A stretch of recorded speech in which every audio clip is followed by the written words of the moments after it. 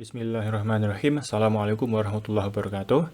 Halo semuanya, pada video ini kita akan mempelajari tentang suatu algoritma JST yang bernama Learning Vector Quantization atau disingkat dengan LVQ. LVQ merupakan suatu algoritma JST yang sudah cukup klasik yang dirancang oleh Teuvo Kohonen pada tahun 1989. Nah, LVQ ini digunakan untuk klasifikasi, artinya dia bersifat supervised, yang berarti juga dia memiliki tahap training dan juga tahap testing. LVQ ini memiliki arsitektur JST yang mirip dengan Self-Organizing Maps atau SOM, karena memang SOM dan LVQ ini dirancang oleh orang yang sama, yaitu Teuvo Kohonen. Kemudian akan ditunjukkan suatu animasi sederhana menggunakan data dummy yang sederhana. Perhatikan bahwa di sini kita memiliki 4 kelas yang masing-masing kelas memiliki 5 data sehingga total kita memiliki 20 data. Perhatikan bahwa masing-masing kelas dibedakan dengan warna. Kita memiliki kelas warna hitam, warna ungu, warna biru, dan warna hijau. Kemudian, dari tiap-tiap kelas, kita perlu mengambil masing-masing satu data yang akan digunakan sebagai bobot awal atau titik pusat awal dari tiap-tiap kelasnya. Perhatikan bahwa data yang digunakan sebagai titik pusat kelas atau bobot awal ini ditandai dengan bulatan berwarna merah. Sedangkan data-data yang lain ini akan kita gunakan sebagai data latih yang akan digunakan pada proses pelatihan.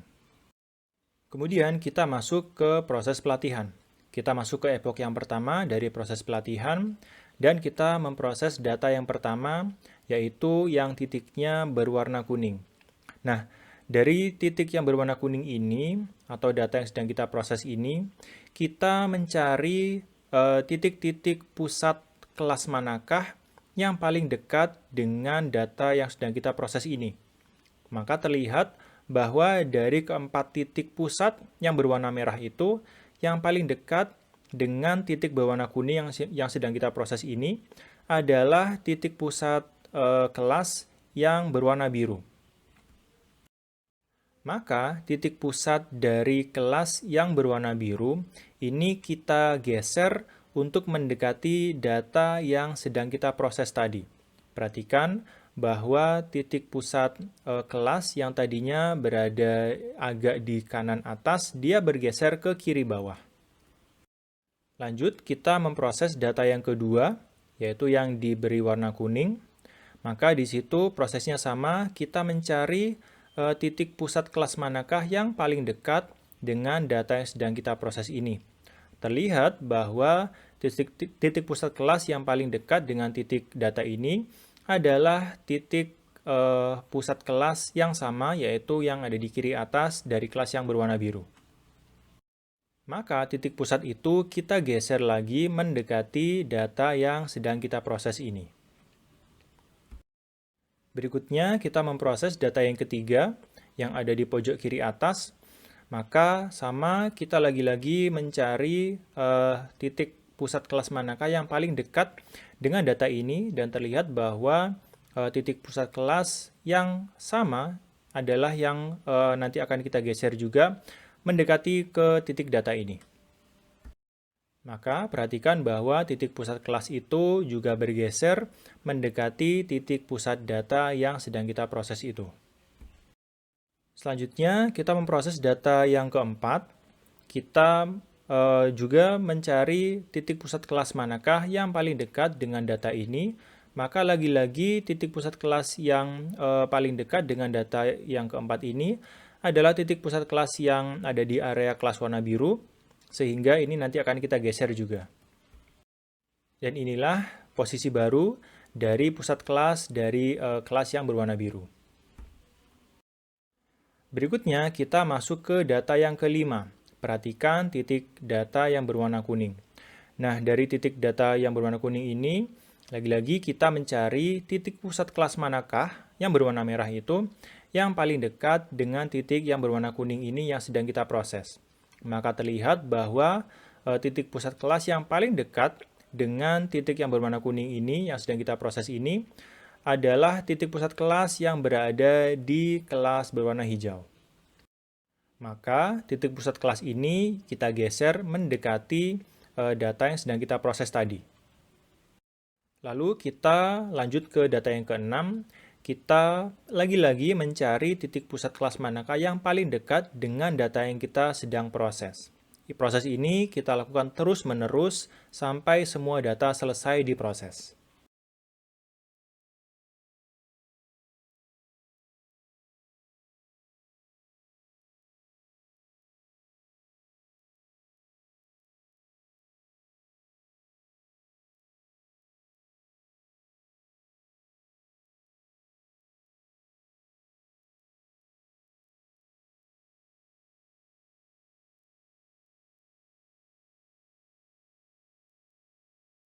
Setelah semua data selesai diproses, kita akan melanjutkan ke epoch yang kedua dan akan kembali ke data yang pertama.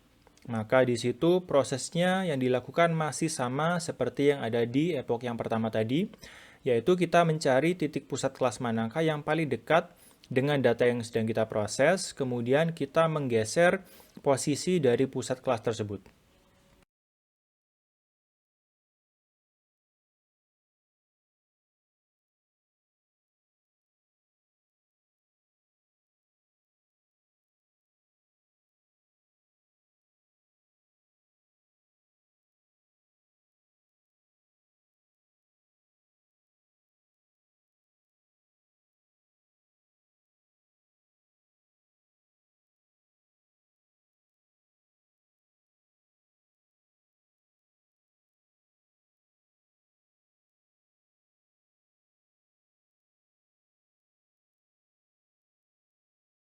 Setelah kita memproses ke-16 data yang ada di keempat kelas, kita sudah selesai memproses data sampai ke epoch yang kedua. Perhatikan posisi akhir dari tiap-tiap posisi kelas pusat kelas data yang ditandai dengan titik berwarna merah. Dan ini bisa kita lanjutkan sampai ke epoch yang ketiga, keempat, dan seterusnya. Dan untuk demo animasi di sini, hanya berhenti sampai di epoch yang kedua ini. Kemudian setelah proses animasi yang tadi selesai, maka artinya proses pelatihan atau training sudah selesai juga. Dan sehingga kita bisa masuk ke tahap testing. Di sini untuk melakukan klasifikasi data uji, dicari titik pusat kelas yang terdekat dengan data uji tersebut. Di sini semisal kita sudah selesai melakukan proses training, sehingga kita mendapatkan posisi akhir dari tiap-tiap pusat kelas data yang ditandai dengan warna merah. Nah, kemudian kita memasukkan satu data uji yang di sini ditunjukkan dengan titik yang berbentuk segitiga. Nah, kemudian data segitiga ini kita ingin klasifikasikan atau kita ingin golongkan ke salah satu dari keempat kelas ini. Nah, maka caranya adalah kita mencari manakah titik pusat kelas yang terdekat dengan data uji yang berbentuk segitiga ini. Nah, terlihat dari keempat titik pusat kelas ini bahwa yang paling dekat dengan data uji segitiga kita adalah titik pusat kelas yang ada di area warna hijau atau yang ada di posisi kanan atas. Sehingga karena data segitiga atau data uji kita paling dekat dengan titik pusat kelas yang berwarna hijau, maka data uji kita yang berbentuk segitiga ini kita bisa golongkan ke dalam kelas hijau tersebut. Dan inilah hasilnya bahwa data uji kita yang berbentuk segitiga ini kita telah golongkan atau kita telah klasifikasikan ke dalam kelas yang berwarna hijau. Dan di sini kita bisa dapatkan bahwa hasil klasifikasi ini adalah hasil yang benar karena memang data uji kita yang berbentuk segitiga ini memang paling dekat dengan data-data yang ada di kelas hijau. Algoritma atau langkah-langkah yang terdapat pada LVQ ini, yang pertama kita menginisialisasi dua hal. Yang pertama adalah vektor input X, kemudian juga learning rate atau yang biasa disimbolkan dengan alpha. Jadi di LVQ ini kita juga bisa mengatur laju pembelajaran dengan menentukan nilai alfa ini. Kemudian langkah yang kedua adalah untuk setiap vektor input, kita melakukan langkah 3 hingga 6. Langkah yang ketiga, kita mencari nilai J yang menghasilkan selisih antara vektor X dengan bobot W ke J yang minimum atau yang paling kecil. Kemudian langkah keempat, kita mengubah nilai WJ ini. Di sini ada dua kondisi, yaitu jika kelas J sesuai, maka rumusnya adalah WJ aksen sama dengan WJ yang lama, ditambah dengan alfa, dikali dengan selisih antara X dengan WJ. Jika tidak, atau jika tidak sesuai, maka WJ aksen sama dengan WJ dikurangi alfa dikali selisih antara X dengan WJ. Langkah berikutnya yang kelima adalah kita mengubah nilai alfa atau learning rate. Jadi dari satu epoch ke epoch berikutnya, nilai learning rate ini kita kurangi nilainya, sehingga semakin lama learning rate akan semakin kecil. Kemudian langkah yang keenam atau yang terakhir adalah kita mengecek kondisi berhenti. Sebagai contoh perhitungan, kita akan menggunakan 5 data latih, yang masing-masing data latih ini berupa sebuah vektor yang memiliki panjang 4, yang terdapat dua kelas, yaitu kelas 1 dan kelas 2. Di sini, di antara 5 kelas ini, ada 2 data yang tergolong ke kelas 1, yaitu data pertama dan data keempat, dan ada 3 data yang tergolong ke kelas kedua, yaitu data kedua, data ketiga, dan data kelima.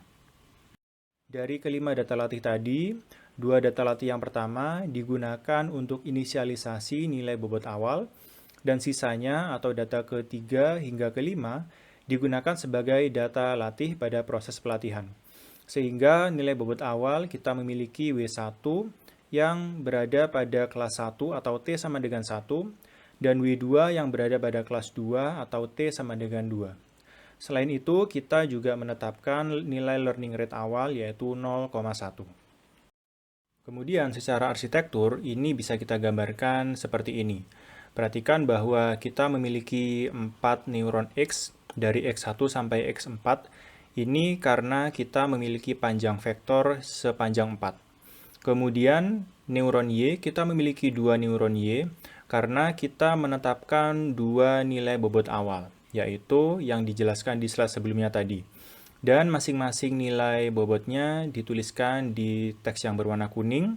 Untuk Y1 yaitu 1100 dan untuk Y2 yaitu 0001.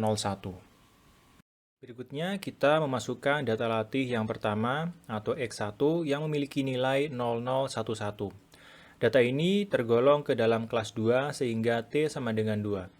Perhatikan bahwa nilai 0011 akan masuk ke neuron-neuron X1 hingga X4. Kemudian kita menghitung jarak antara data latih X1 dengan masing-masing neuron Y1 dan Y2. Kita menghitungnya dengan cara seperti ini. Pertama, kita menghitung yang D1 terlebih dulu, atau jarak antara X1 dengan Y1. Kita menghitungnya dengan menjumlahkan selisih yang dikuadratkan. Di sini, 1 dikurangi 0 kuadrat, ditambah 1 dikurangi 0 kuadrat, ditambah 0 dikurangi 1 kuadrat, dan ditambah dengan 0 dikurangi 1 kuadrat. Maka kita akan mendapatkan nilai 4. Dengan cara yang sama, kita menghitung nilai D2 yang merupakan jarak antara data latih X1 dengan neuron Y2. Maka kita mendapatkan nilai 1. Nah, di sini antara D1 dan D2, kita mencari berapakah nilai yang paling kecil.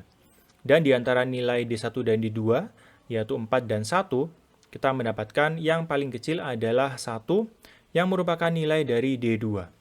Nah, di sini, karena yang terkecil adalah D2, dan di mana vektor X1 juga memiliki T sama dengan 2, artinya di sini T-nya sama.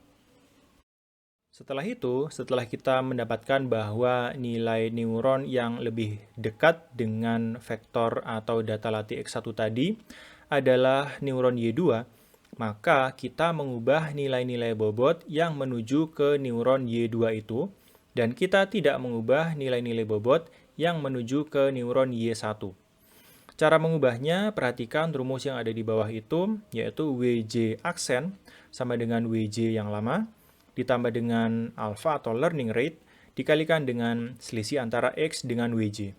Dan di sini, karena yang lebih dekat dengan neuron X1, yang lebih dekat dengan data latih X1 adalah Y2, maka di sini kita mengubah untuk nilai W2. Di situ nilai W2 yang lama adalah 0001, maka ditambah dengan learning rate yaitu 0,1 dikalikan dengan selisih antara data latih X1 tadi yaitu 0011 yang dikurangi dengan 0001. Maka kita mendapatkan pengurangan tadi adalah 0010, sehingga setelah kita hitung lagi kita akan mendapatkan nilai bobot yang baru untuk bobot yang menuju ke neuron Y2, yaitu adalah 0, 0, 0,1, dan 1. Maka nilai tersebut akan masuk menggantikan nilai-nilai bobot yang lama. Berikutnya, kita memproses data latih yang kedua, yaitu X2, yang memiliki nilai 1000. Data latih X2 ini tergolong ke dalam kelas 1, sehingga T sama dengan 1. Perhatikan nilai-nilai 1000 akan masuk ke neuron-neuron X1 hingga X4. Lalu dengan cara perhitungan yang sama dengan yang sebelumnya tadi, kita mencari nilai-nilai D1 dan D2 atau jarak antara data latih X2 ini dengan masing-masing neuron Y1 dan Y2. Nah, di sini kita mendapatkan nilai D1 sama dengan 1 dan nilai D2 sama dengan 2,01. Dan dari kedua nilai ini kita mencari nilai yang terkecil dan di sini didapatkan bahwa nilai yang terkecil adalah nilai D1. Nah, di sini karena D1 adalah nilai yang terkecil dan di mana data latihnya juga tergolong ke dalam T sama dengan 1, maka di sini T-nya sama. Kemudian karena T-nya sama, maka kita menggunakan rumus pengubahan nilai bobot seperti yang ada di bawah itu. WJ aksen sama dengan WJ yang lama, ditambah dengan alpha atau learning rate, dikali dengan selisih antara X dengan WJ. Maka kita akan mendapatkan nilai W2 yang baru yaitu 1, 0,9, 0, dan 0. Maka nilai yang baru itu akan menggantikan nilai-nilai bobot yang lama yang menuju ke neuron Y1. Kita ke data yang berikutnya yaitu data latih yang ketiga atau X3 yang memiliki nilai 0110. Perhatikan nilai-nilai itu akan masuk ke neuron-neuron X1 hingga X4 dan data latih X3 ini tergolong ke dalam kelas yang kedua atau T sama dengan 2. Kemudian kita menghitung lagi nilai-nilai D1 dan D2 atau nilai-nilai jarak antara data latih X3 ini dengan masing-masing neuron Y1 dan Y2. Nah, ternyata dari perhitungan kita mendapatkan nilai D1 sama dengan 2,01 dan nilai D2-nya sama dengan 2,81. Dan dari kedua nilai ini kita mencari berapakah nilai yang paling kecil. Nah, ternyata nilai yang paling kecil adalah nilai yang 2,01, di mana ini merupakan nilai dari D1. Nah, di sini karena nilai yang terkecil adalah D1, di mana data latih X3 ini tergolong ke dalam kelas kedua atau T sama dengan 2, maka artinya di sini T-nya tidak sama. Lalu, karena nilai T-nya tadi tidak sama, maka di sini rumus perubahan nilai bobotnya sedikit berbeda dengan rumus perubahan bobot yang kita gunakan untuk dua data yang sebelumnya tadi. Perbedaannya terletak pada operasi pengurangan yang ada di depan learning rate atau alfanya. Dan di sini rumus perubahan nilai bobotnya adalah WJ aksen sama dengan WJ yang lama dikurangi dengan alfa dikalikan dengan selisih antara X dengan WJ-nya. Nah, di sini karena nilai neuron yang paling dekat dengan data latih X3 tadi adalah W1, maka di sini kita juga mengubah nilai-nilai bobot yang menuju ke neuron Y1.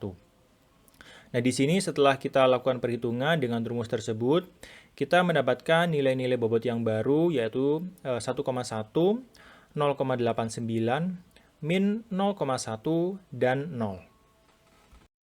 Maka kemudian nilai-nilai baru tersebut akan masuk menggantikan nilai-nilai bobot yang lama yang menuju ke neuron Y1. Demikian kita sudah membahas salah satu algoritma yang penting dalam JST, yaitu yang disebut dengan Learning Vector Quantization atau disingkat dengan LVQ. Ingat bahwa LVQ ini adalah algoritma klasifikasi, artinya dia bersifat supervised dan di dalamnya ada dua tahapan, yaitu tahapan training atau pelatihan dan tahapan testing atau pengujian. Demikian, terima kasih sudah menonton video ini. Tetap semangat terus untuk belajar. Kita akan ketemu lagi insya Allah di video-video berikutnya. Demikian, terima kasih. Assalamualaikum warahmatullahi wabarakatuh.